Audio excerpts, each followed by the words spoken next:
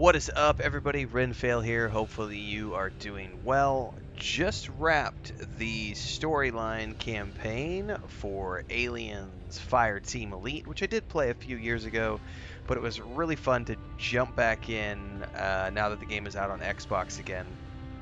On the Game Pass platform, and you could just jump in, play it. It was great to have that alien experience while also watching the Alien Earth TV show, which just started airing a couple days ago. I actually have the first 2 episodes of that up on YouTube with the reviews if you haven't watched those yet.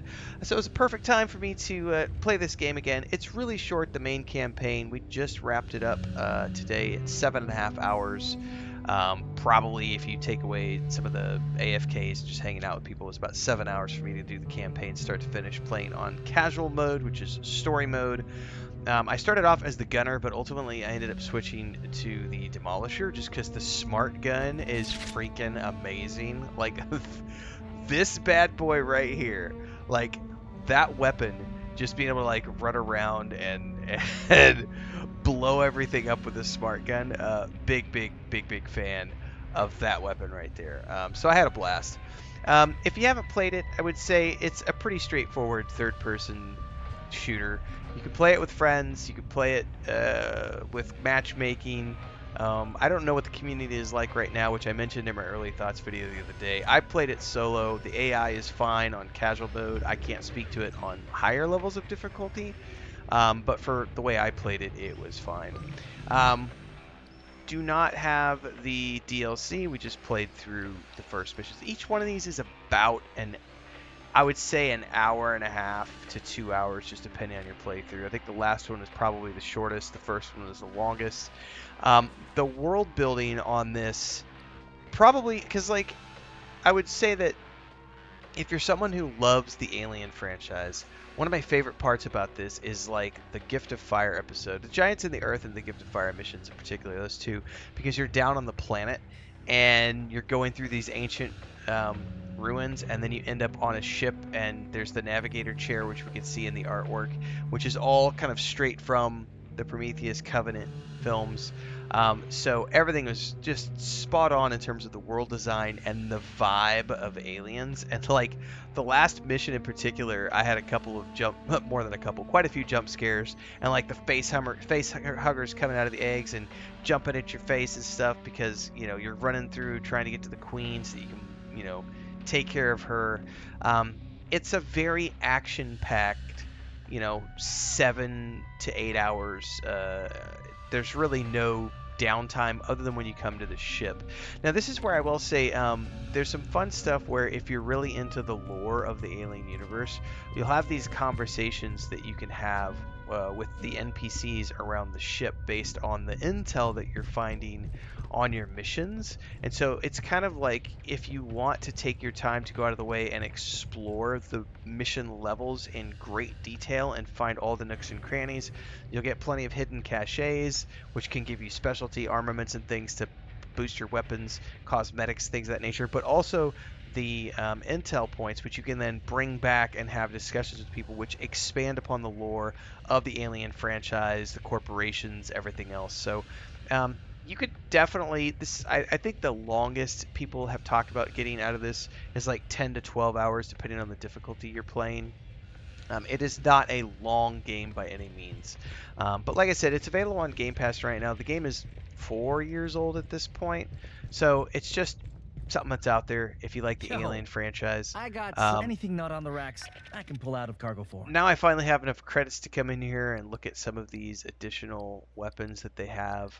Um, a riot gun. What is that? It's a handgun. Cool stuff. There's the attachments and everything else. Like I said, I ended up switching over and leveling up this guy on the way out. I did the first mission as a gunner, and then I switched over and did not miss it whatsoever. Having this thing right here was really cool. Ooh, I got a new armament on the way. That's the equipped one, 20 and 30. Oh. Oh, the hybrid armature is kind of nice. I'm going to take that. Um, so being able to go in here and change all these things. I know by the end of this, I ended up unlocking some more of these. And if I remember correctly, like you could put this over here like this, and then you can take things like go into the modifiers and micro rockets. You could take that, and I can't remember. Yeah, see, you can rotate these and like place them in different locations. Quick commercial break, everyone, to celebrate and give thanks to all of these amazing people who keep me on the air full time. Really appreciate the support. All you got to do is join as a member. You get access to private videos. You can also do super thanks on any upload or super chats and stickers on any live stream or premiere you see. And beyond that, don't forget we're multi-streaming over on Twitch now, so you can support over there as well. Thanks so much to everybody. Let's get back to the video at hand. Um, at some point, I have that. Concussive rifles, concussion rockets, have a larger explosion radius, napalm rockets. Oh, much wider trajectory. So there's all these different things you can end up modifying. And this will mod that, so you could put that on here like this. The key is, you have to move these things around like so. And then you unlock additional space to be able to do more mods as you continue to level up. What is this one? 18%. I'll also put this over here like so. And then if you find any of these tours, you could put them across the top here, but they do connect to each other, and you have to line them up and connect them all to each other.